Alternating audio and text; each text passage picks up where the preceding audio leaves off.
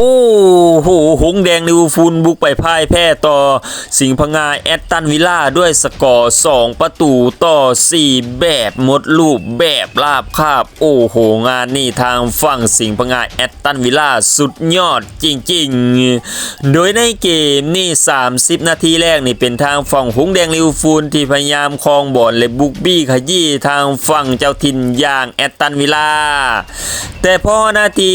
42ทางฝั่งเจ้าถิ่นอย่างแอตตันวิลล่าก็ได้เฮจากทางฝั่งลูคัสดิงแอซิดในทางฝั่งมอร์แกนโรเจอร์ปั่นสุดสวยเสียบตาข่ายเข้าไปทำให้ทางฝั่งแอตตันวิลล่าออกนำทางฝั่งหงแดงลิเวอร์พูลด้วยสกอร์1ประตูต่อ0ในนาที42โอ้โหสุดๆจริงๆและถัดมาในนาที52ทางฝั่งหงแดงลิเวอร์พูลก็ได้เฮจากทางฝั่งโดนามิกโซบอลไลแอซิดในทางฝั่งเวอร์จิลฟันได้โคกเข้าไปทำให้ทางฝั่งลิเวอร์พูลตามตีเสมอแอตตันวิลล่าด้วยสกอร์1ประตูต่อ1ในนาที52โอ้โหสุดๆจริง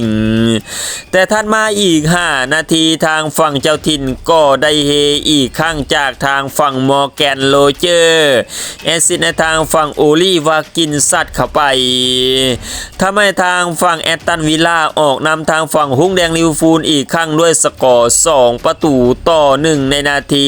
57โอ้โหสุดๆจริงๆทางฝั่งแอตตันวิลล่าและถัดมาในนาที73ทางฝั่งเจ้าถิ่นก็ได้เฮอีกครั้งจากทางฝั่งโอลีวากินซัดเข้าไป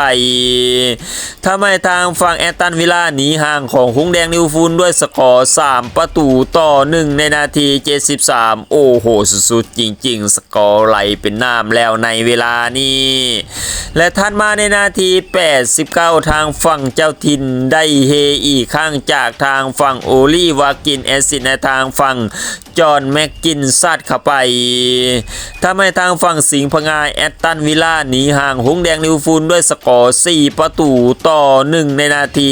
89โอ้โหสุดๆจริงๆทางฝั่งสิงห์พงาแอตตันวิลล่าโซฟอร์มแจ่มเลยและถัดมาในนาที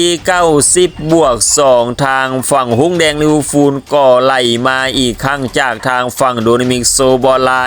แอซิดในทางฝั่งเวอร์จิลฟันได้โคเข้าไปทำให้ทางฝั่งหงแดงลิเวอร์พูลไล่มาด้วยสกอร์2ประตูต่อ4ในนาที90บวก2โอ้โหทางฝั่งหงแดงลิเวอร์พูลแต่สกอร์ในเวลานี้ยังตามห่างและท้ายเกมซะด้วยและหลังจากนั้นทั้ง2ทีมก็ทำประตูเพิ่มมาได้ทำให้จบลงด้วยทางฝั่งหงแดงลิเวอร์พูลบุกมาพ่ายแพ้ต่อทางฝั่งสิงห์พงาแอตตันวิลล่าด้วยสกอร์2ประตูต่อ4โอ้โหทางฝั่งหงแดงลิเวอร์พูลในเกมนี้แพ้แบบหมดลูกแพ้แบบราบคาบโอ้โหงานทางฝั่งสิงห์พงาแอตตันวิลล่าโซฟอร์มเหนือโซฟอร์มแจ่มเลยในเกมนี้หลังจากในเกมนี้ทางฝั่งสิงห์พงาแอตตันวิลล่าเก็บได้3คะแนนเต็มทำให้พวกเขาทะยานขึ้นล่างอันดับที่4ของตารางศึกพรีเมียร์ลีกหลังจากแข่งไปแล้ว37นัดมี62คะแนนไม่รู้เสียบวกอยู่6ส่วนทางฝั่งลิเวอร์พูลหล่นลงมาอยู่ในอันดับที่5ของตารางศึกพรีเมียร์ลีกหลังจากแข่งไปแล้ว37นัดมี59คะแนนไม่รู้เสียบวกอยู่10